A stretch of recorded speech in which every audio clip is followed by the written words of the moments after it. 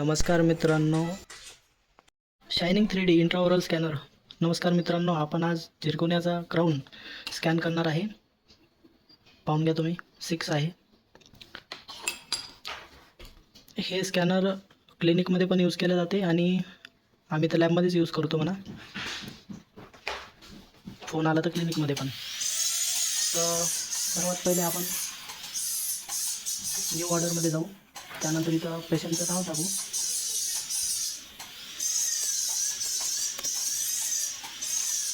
Gender select करू. Age टाकायची माहीत असेल तर. त्यानंतर कन्फर्म करून घ्यायचं. आपला क्राऊन अप्परचा आहे तर अप्परमध्ये 6 निवडायचा. मटेरियल कोणतं आहे? आपलं झिरकोनिया आहे, शेड A1. त्यानंतर नेक्स्टमध्ये स्कॅन करायचं.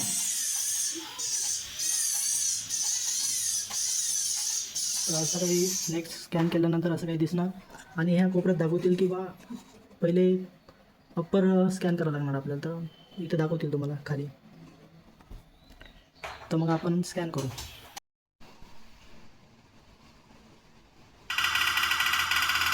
अप्परची कास्ट पहिले स्कॅन करून घ्यायची. जो दात कटिंग आहे अप्पर लोअर तो पहिले स्कॅन करून घ्यायचा.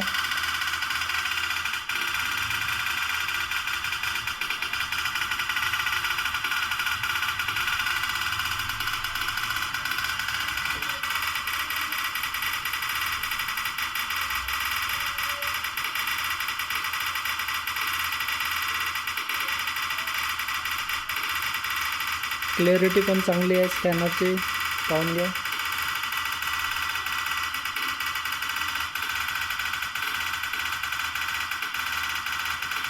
हे आपली पूर्ण कास्ट स्कॅन करून झालेली आहे.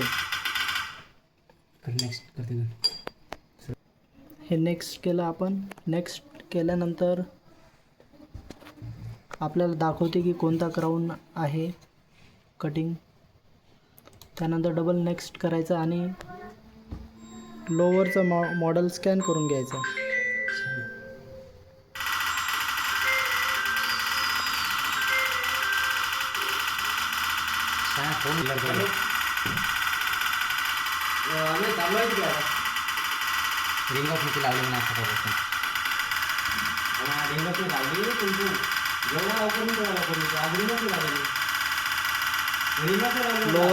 लोअरची कास्ट पण आपली स्कॅन करून झालेली आहे.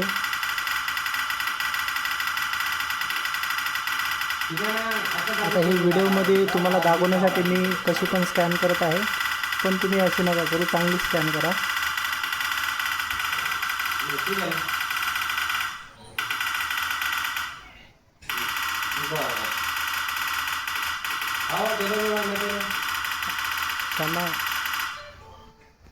ठीक आहे. लोअर पण आपलं स्कॅन झालेला आहे.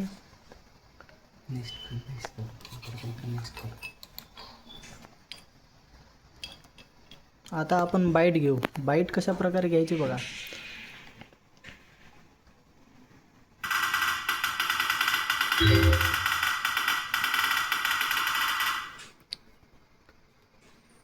दोन्ही पण साईडची बाईट घेऊन घ्यायची पाहिजे.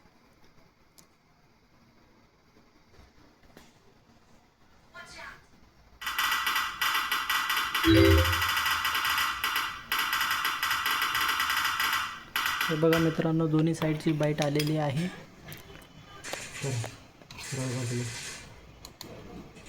नेक्स्ट करायचं. प्रोसेसिंग झाल्यानंतर आपण स्कॅन केलेलं मॉडेल आपल्याला दिसून जाणार.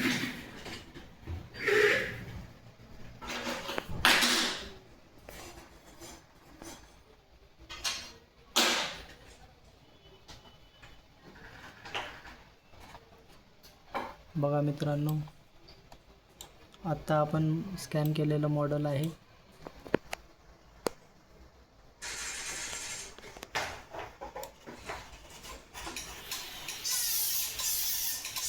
व्हिडिओ आवडला असणार तर व्हिडिओला लाईक करा, चॅनलला सबस्क्राईब करा. थँक्यू.